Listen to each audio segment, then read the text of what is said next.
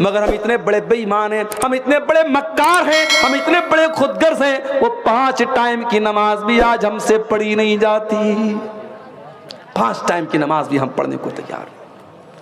ہمارا نوجوان بیچارہ رات کو 2 بجے تک موبائل میں لگا ہے، صبح فجر کی اذان ہو رہی ہے، الصلاۃ خیر من النوم کی آواز اس کے کانوں تک پہنچ رہی ہے، مگر شیطان اس کے کان میں پیشاب کر چکا ہے، اس کا کان شیطان کا اس کے کان میں پیشاب کر چکا ہے، اس کا کان شیطان کا موترالے بن چکا ہے، اس کے کان میں شیطان موت چکا ہے، پیشاب کر چکا ہے، اس کو سلا چکا ہے، الصلاۃ خیر من النوم کی آواز آ رہی ہے، مگر وہ فجر کی نماز میں اٹھنے کو تیار نہیں ہے۔ یہ بہت بڑا بزنس مین بن گیا ہے، یہ بہت بڑا ویاپاری بن گیا ہے، اذان ہو رہی ہے، مؤذن کہہ رہا ہے حی علی الصلاۃ، آ جاؤ نماز کی طرف، حی علی الفلاح، آ جاؤ کامیابی کی طرف، مگر یہ اپنی دکان پر بیٹھا ہے، یہ اپنے کاروبار میں لگا ہے، یہ اپنے بزنس میں لگا ہے، اس کا کاروبار نماز سے بڑا ہو گیا، اس کی تجارت کاروبار، اس کا کاروبار نماز سے بڑا ہو گیا۔ میرے پیارے بھائیوں، اللہ قرآن میں کہتا ہے رجال لا تلہیہم تجارت ولا بیع عن ذکر اللہ، میرے اصلی بندے تو وہ ہیں، میرے حقیقی بندے تو وہ ہیں، میرے مومن بندے تو وہ ہیں کہ اللہ کے ذکر سے اور نماز سے ان کا کاروبار ان کو کبھی نہیں روکتا ہے، جب نماز کا ٹائم ہوتا ہے وہ فوراً جا کر کے نماز پڑھتے ہیں، اور ایسا وہ کیوں کرتے ہیں؟ فرمایا یخافون یوما تتقلب فیہ القلوب والابصار، ان کے دل میں قیامت کے دن کا ڈر ہے، ان کے دل میں ڈر ہے کہ قیامت کے دن اللہ کو کیا حساب دیں گے، اس لیے جتنا بڑا بھی کاروبار ہو نماز کا ٹائم ہوتا ہے وہ جلدی سے جا کے نماز پڑھتے ہیں۔ آج ہمارا حال کیا ہے میرے بھائی؟ نبی سے محبت کا دعویٰ بہت کرتے ہیں، نبی کے نام پہ جان دینے کی بات کرتے ہیں، اور 5 ٹائم کی نماز بھی ہم پڑھنے کو تیار نہیں ہیں۔ جو نماز نبی کی آنکھوں کی ٹھنڈک تھی اور جو 50 ٹائم کی ملی تھی، اور نبی کے کہنے پر اور نبی کی سفارش پر اللہ تعالیٰ نے 5 نماز کر دیا تھا، اس نماز کو بھی ہم پڑھنے کو تیار نہیں ہے میرے بھائی۔ عزیز علیہ ما عنتم، او لوگو ہم نے وہ نبی تم کو دیا ہے جو نبی تم سے بہت زیادہ پیار کرتے ہیں، بہت زیادہ پیار کرتے ہیں۔ وہ نبی رات میں اٹھتے ہیں، قرآن پڑھتے ہیں۔ حضرت عیسیٰ نے اپنی امت کے لیے دعا مانگ لی، ابراہیم علیہ السلام نے اپنی امت کے لیے دعا مانگ لی۔ اللہ کے نبی رات میں اٹھتے ہیں اور روتے ہوئے کہتے ہیں اللہم امتی، اللہم امتی، اے اللہ میری امت کا کیا ہوگا، اے اللہ میری امت کا کیا ہوگا۔ جبریل امین آتے اور پوچھتے کہ کیوں رو رہے ہیں آپ؟ کہتے ہیں کہ میں اپنی امت کے لیے رو رہا ہوں۔ اللہ فرماتا ہے اے جبریل جاؤ میرے حبیب سے کہہ دو، میرے نبی سے کہہ دو انا سنرضیک فی امتک ولا نسؤک، اے میرے حبیب، اے میرے نبی، ہم آپ کی امت کے بارے میں آپ کو خوش کر دیں گے، آپ کو پریشان ہونے کی ضرورت نہیں ہے۔ سلام اس پر جو امت کے لیے راتوں کو روتا تھا، سلام اس پر جو فرش خاک پر جاڑے میں سوتا تھا۔ وہ نبی ہمارے لیے رویا کرتے تھے میرے بھائی۔ مسواک بہت پسند تھی اللہ کے نبی کو، آخری ٹائم بھی آپ اپنے انتقال کے پہلے آپ نے مسواک کی تھی، اور مسواک کر کے آپ دنیا سے گئے تھے، مسواک اتنی پسند تھی۔ مگر آپ کو اپنی امت کی آسانی کا اتنا خیال تھا، آپ نے فرمایا لولا انا شق علی امتی لامرتهم بالسواک عند کل صلاۃ، اگر میری امت کو پریشانی نہ ہوتی، اگر میری امت کو مشکل نہ ہوتی، میں ہر نماز کے ٹائم ضروری کر دیتا مسواک کو، مگر ضروری کر دیتا تو دقت آ جاتی، پریشانی آ جاتی، اس لیے آپ نے مسواک کو ضروری قرار نہیں دیا۔ یہ ہے اس نبی کا مقام اور اس نبی کی عظمت میرے پیارے ساتھیوں۔ وہ نبی ہمارے لیے آسانیاں لے کر کے آئے تھے۔ اور آگے بڑھیے، دنیا میں تو اس نبی کا جو مقام ہے وہ ہے ہی، کل قیامت کے دن بھی اس نبی کا ایک الگ مقام ہوگا، ایک الگ شان ہوگی۔ آپ نے فرمایا انا سید ولد آدم یوم القیامہ، میں قیامت کے دن تمام آدم کی اولاد کا سردار رہوں گا۔ واول من ينشق عنه القبر، اور قیامت کے دن سب سے پہلے میری قبر پھٹے گی۔ واول شافع، اور قیامت کے دن سب سے پہلے میں سفارش کروں گا۔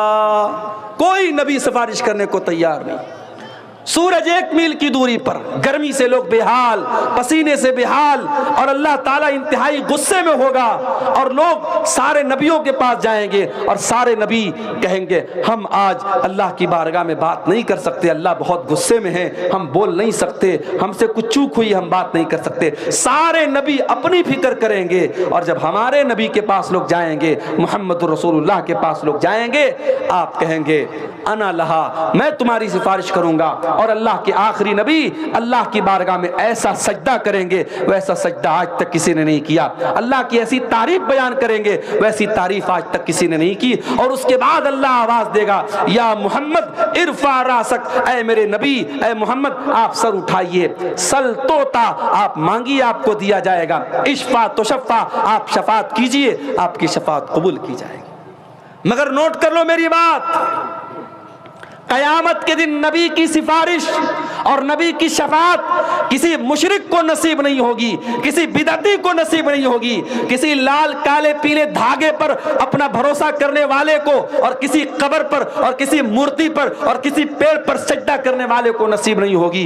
कयामत के दिन अगर अल्लाह के नबी की शफात नसीब होगी तो तौहीद वालों को नसीब होगी।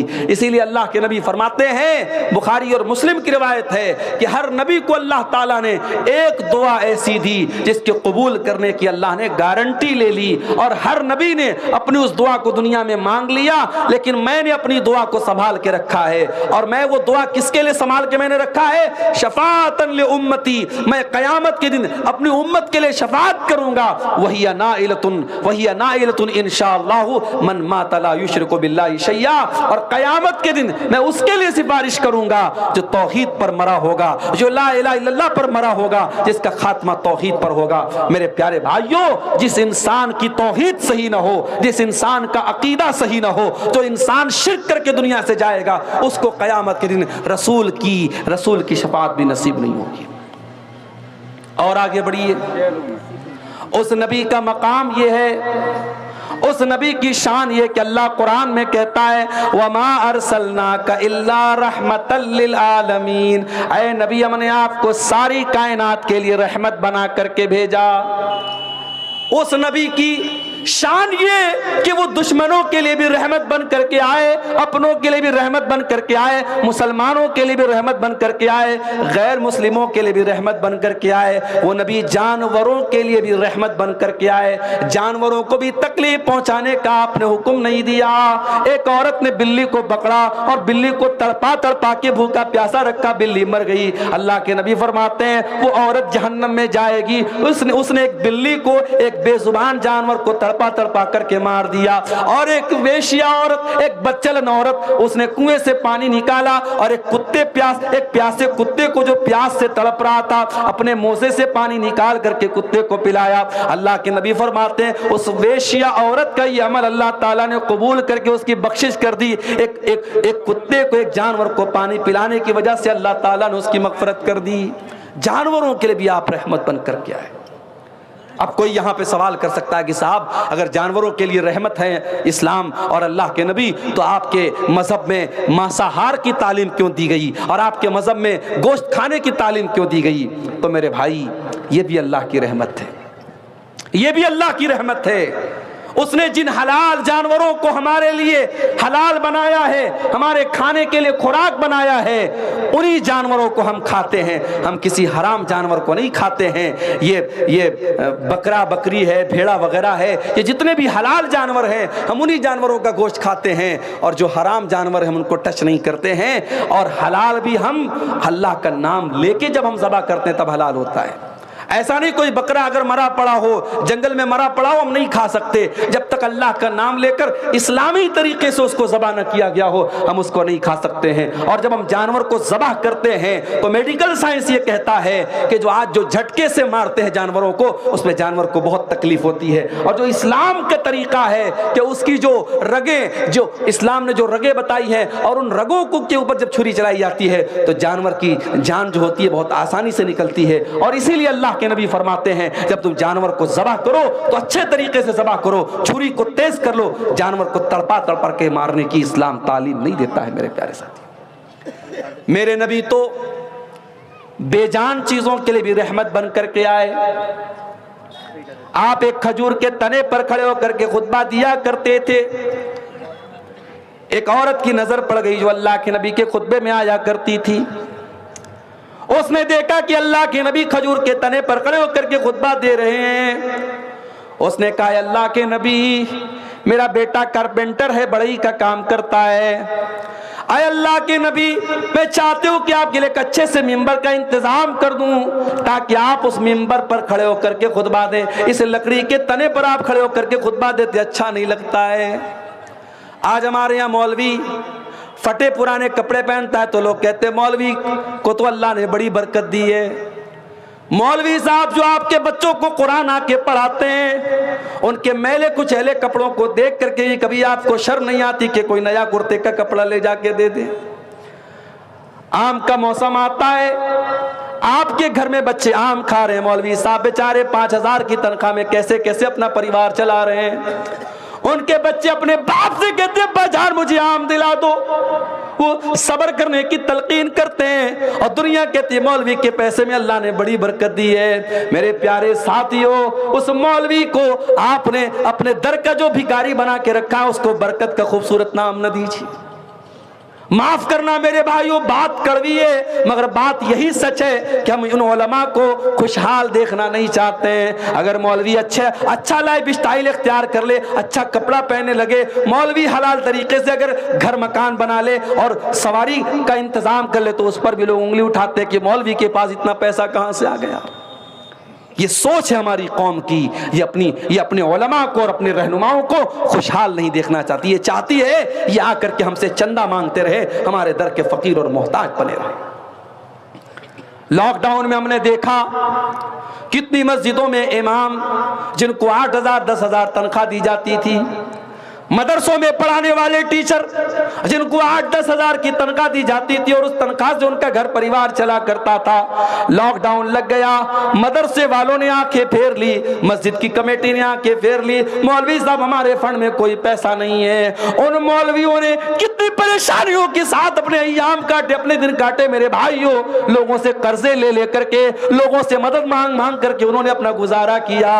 اور میں کئی ایسے مولویوں کو جانتا ہوں لاک ڈاؤن کے بعد انہوں نے کاروبار شروع کر دیا, بزنس شروع کر دیا اور رو کر کے کہنے لگے مولوی صاحب اب ہمیں امامت نہیں کرنی ہے, اب ہمیں مدرسے میں نہیں پڑھانا ہے, ہمیں یہ غلامی کی زندگی نہیں گزارنی ہے, اب ہم اپنا بزنس کریں گے, اپنا کاروبار کریں گے, ہم آزادی کی زندگی گزاریں گے. میرے پیارے بھائیوں, یہ علماء بھی آپ کی طرح انسان ہوتے ہیں, ان کے بچوں کو بھی آپ کے بچوں کی طرح ضرورتیں ہوتی ہیں, ان کی بیٹیوں کی بھی آپ کی بیٹیوں کی طرح ضرورتیں ہوتی ہیں. میرے بھائیوں, اپنے علماء کی ضرورتوں کا بھی خیال رکھا کرو.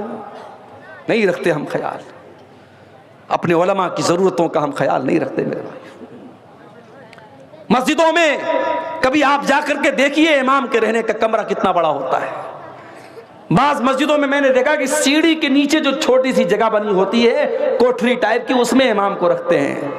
امام بیچارہ اگر ڈھنگ سے کھڑا ہو جائے تو سر اس کا چھت سے لڑ جائے. ہمیں شرم نہیں آتی ہے؟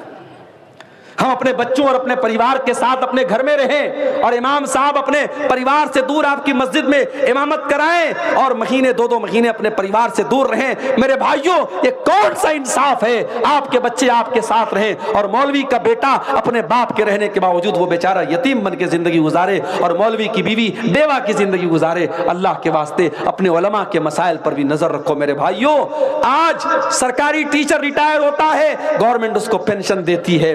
دنیا کی کسی بھی نوکری میں کوئی ریٹائر ہوتا ہے اس کو ایک بڑا اماؤنٹ ملتا ہے. مولوی ریٹائر ہوتا ہے, اس کے لیے کوئی انتظام نہیں, کوئی پرسان حال نہیں. کتنے جماعت کے بڑے بڑے علماء ہیں جنہوں نے ساری زندگی جماعت کی خدمت کی, امت کی خدمت کی, تقریریں کرتے رہے, کتابیں لکھتے رہے, بچوں کو پڑھاتے رہے. جب اس لیول پر اور اس مرحلے پر پہنچے, جب وہ بیمار ہو گئے, جب بوڑھے ہو گئے, جب کمزور ہو گئے, جب ناتوا ہو گئے, ان کے دوا علاج کے پیسے نہیں ہیں, تڑپ تڑپ کے اور گھٹ گھٹ کے مر گئے. میرے پیارے ساتھیوں, یہ انصاف کا تقاضا نہیں ہے, یہ علماء کی محبت کا تقاضا نہیں ہے. اللہ کے واسطے اپنے علماء کی ضرورتوں کا بھی خیال رکھو. عورت نے دیکھا اللہ کے نبی لکڑی کے تنے پہ خطبہ دے رہے ہیں, اس کو اچھا نہیں لگا. اس نے کہا اللہ کے نبی میں آپ کے لیے خوبصورت ممبر بنوا دیتی ہوں. اگلا جمعہ آیا اور ممبر بن کے تیار ہو گیا. اگلے جمعہ میں بہترین ممبر بن کے آ گیا اور اللہ کے پیارے نبی جب خطبہ دینے کے لیے ممبر پہ چڑھتے ہیں تو لکڑی کے تنے سے رونے کی آواز آنے لگتی ہے. लकड़ी के तने को आपने साइड में डाल दिया, किनारे डाल दिया, लकड़ी के तने से रोने की आवाज आने लगी। सहाबे किराम हैरान हो गए कि लकड़ी का तना कैसे रो रहा है, इससे रोने की कैसे आवाज आ रही है। अल्लाह के प्यारे नबी मिंबर से उतरते हैं और उस लकड़ी के तने को अपने सीने से लगाते हैं और मुस्नद अहमद के अल्फाज हैं, अल्लाह के नबी कहते हैं अगर इसको अपने सीने से न लगाता लहन्ना इला यौमिल क़ियामह, तो ये क़यामत तक रोता रहता। और जब आपने उसको अपने सीने से लगाया फजालत तइन्नु अनीन सभी, तो वो लकड़ी का तना बच्चे की तरह सिसकने लगा। पहले तो रोने की आवाज़ आ रही थी, मगर जब आपने सीने से लगाया तो सिसकने की आवाज़ आने लगी। जैसे छोटे बच्चे जब रोते रहते हैं और माँ जब उनको गोद में ले लेती है, बाप उनको गोद में ले लेता है, तो वो रोना तो बंद कर देते हैं मगर सिसकने की आवाज़ बड़ी देर तक आती है। लकड़ी के तने से सिसकने की आवाज आ रही थी। अल्लाह के नबी ने फरमाया इन्नहा तबकी अला मा कानत तस्मउ मिन ज़िक्र, इस लकड़ी के तने पर खड़े होकर के मैं खुतबा देता था और कुरान और हदीस की बातें बयान करता था, इसलिए ये लकड़ी का तना जब आज मैंने इसको छोड़ के जब मैं मिंबर पे खड़ा हो गया तो ये रोने लगा। मेरे प्यारे साथियों, एक लकड़ी का तना अपने नबी से मोहब्बत करता था, एक लकड़ी का तना कुरान से मोहब्बत करता था, एक लकड़ी का तना हदीस से मोहब्बत करता था। हम कितने बदनसीब हैं, हमें किस्से अच्छे लगते हैं, हमें कहानियां अच्छी लगती हैं, हमें फजूल बातें अच्छी लगती है और हमें कुरान और हदीस की मजलिसों में मजा नहीं आता, हमें कुरान और हदीस की बातों में हमें लुत्फ नहीं आता। मेरे प्यारे साथियों, उस लकड़ी के तने के लिए भी अल्लाह के प्यारे नबी रहमत बन करके आए, उस बेजान चीज के लिए भी आप रहमत बन करके आए।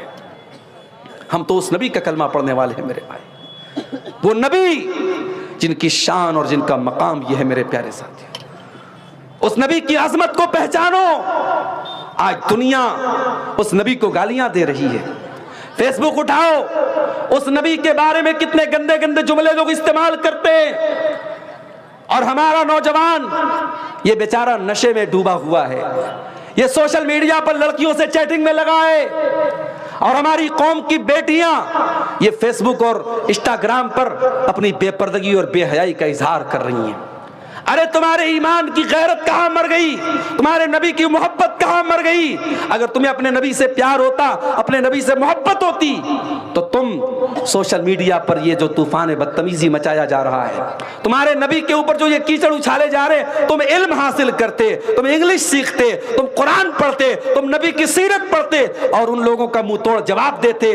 मौलाना सनाउल्लाह अमृतसरी रहमतुल्लाह अलैह, अल्लाह उनकी कब्र को नूर से भर दे, उनके दौर में एक आर्या समाजी ने किताब लिखी, अल्लाह के नबी पर बड़े गंदे गंदे हमले किए, बड़े गंदी गंदी बातें लिखी और किताब का नाम रखा रंगीला रसूल।